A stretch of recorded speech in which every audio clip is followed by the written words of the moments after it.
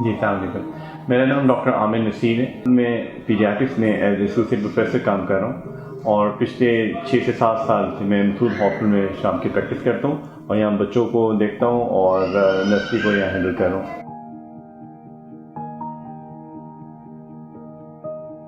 یہ سردیوں کا موسم چل رہا ہے اور سردیوں کے موسم میں عموماً بچے جس بیماری میں مبتلا ہوتے ہیں وہ زکام، نزلہ اور نمونیا ہے.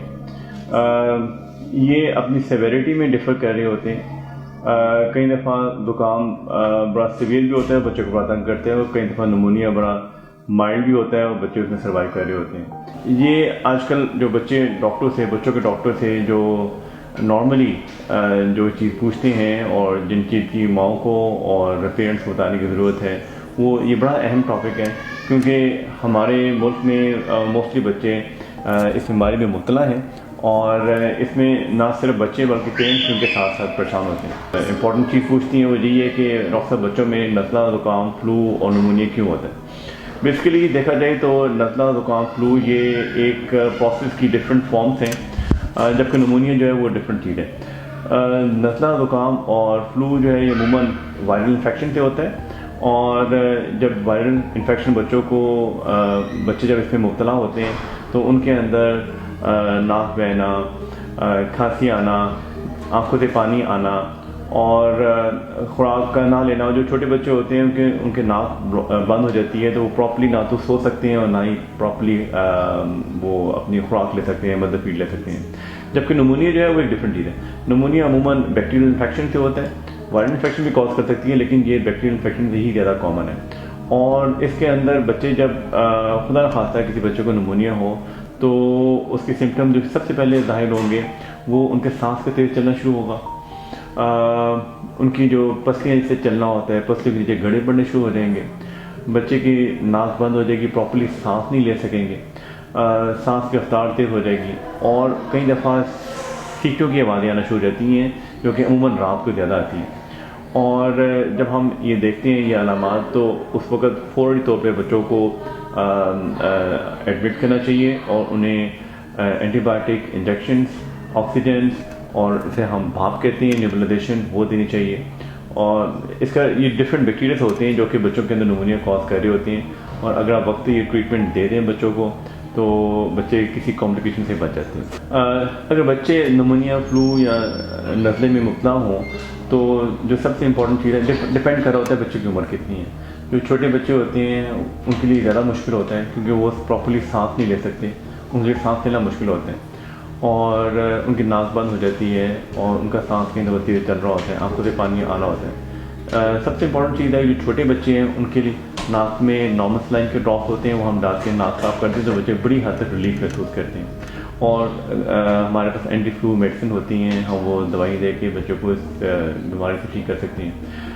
بخار کئی دفعہ ہوتا ہے، بخار کے لیے ہمیں پیراڈول یا بروفین ڈپینڈ کرتا ہے بچے کا وزن کتنا ہے اس لحاظ سے ہم دیتے ہیں.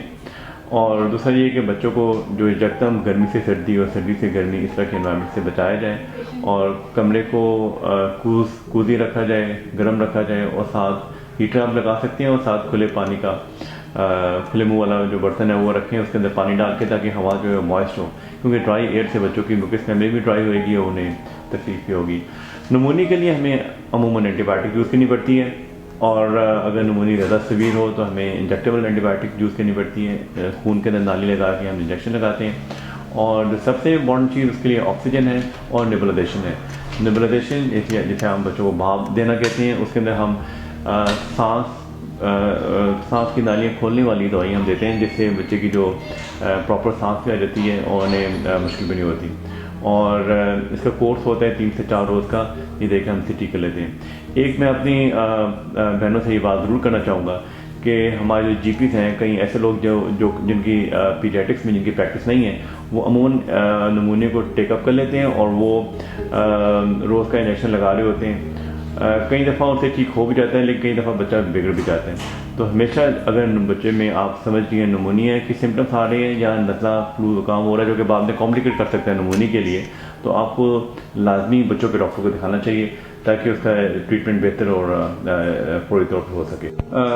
دیکھیں، اگر آپ کا بچہ اس طرح کی کسی چیز میں مبتلا ہے، نزلہ ہو، زکام ہو، فلو ہو، تو ہمیں پہلے تو بچوں کو بھی حاملے بچانا ہے اور اس بچے سے یہ وائرس باقی لوگوں میں بھی ہونے سے بچانا ہے. بچوں کے لیے جو میں نے آپ کو ٹریٹمنٹ بتائی ہے وہ میں نے آپ کو بتائی ہے.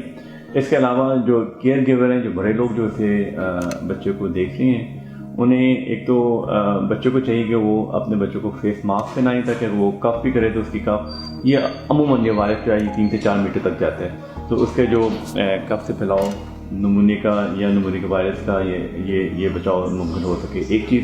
دوسری چیز ریپیٹڈلی ہینڈ واشنگ, بار بار ہاتھ صاف کرتے رہیں. گھر میں کوئی ڈس انفیکٹنٹ رکھ لیں یا صابن سے بھی ہاتھ صاف کر لیں, اور جب آپ صابن سے ہاتھ صاف کر رہے ہوں تو 3 سے 4 منٹ تک آپ ہاتھ صاف کریں گے تو یہ چیز دوسرے میں نہیں پھیلے گی. دوسری چیز جو فیس ماسک جو آتے ہیں عام طور پہ فیس ماسک یہ وائرس کو نہیں روک سکتے. اس کے لیے خاص فیس ماسک چاہیے, جسے 3M فیس ماسک کہتے ہیں N95, وہ اگر گھر میں ہو تو بہتر ہے. پھر اس کے علاوہ بچوں کو بھیڑ والی جگہوں پہ نہ لے کے جائیں. اس طرح کی سیزن کے اندر یکساں گرمی سے سردی اور سردی سے گرمی والے علاقے میں نہ لے کے جائیں. اگر گھر میں ہیٹر لگا ہوا ہے تو اگر باہر جانا ہے تو ہیٹر بند کر دیں پھر باہر جائیں. اور فلو سے بچاؤ کے لیے ویکسین بھی آ چکی ہوئی ہیں اور ہم بچوں کو ریگولرلی ویکسین لگاتے بھی ہیں جو سال میں 2 دفعہ لگتی ہیں. یہ اگر ویکسین لگتی ہے تو آپ کو بچہ جو خطرناک قسم کا فلو ہوتا ہے اس سے بچ جاتا ہے.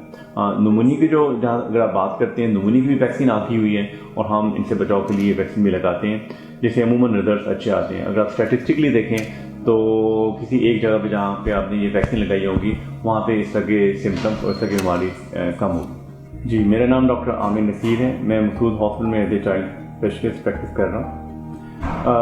یہ جو آپ تک ابھی ہم نے انفارمیشن پھیلائی ہے اور جو آپ کو ہم نے باتیں بتائی ہیں, یہ ہم آپ کو انشاءاللہ نیکسٹ بھی مختلف موضوعات پہ بتاتے رہیں گے, اور جس سے باقی جو عام لوگ ہیں جو مائیں ہیں انہیں اس کا فائدہ بھی ہوگا اور وہ اس سے استفادہ بھی حاصل کر سکیں گے. آپ ہماری اس ویڈیو کو لائک کریں اور شیئر کریں اور تاکہ یہ انفارمیشن باقی لوگ تک پہنچے.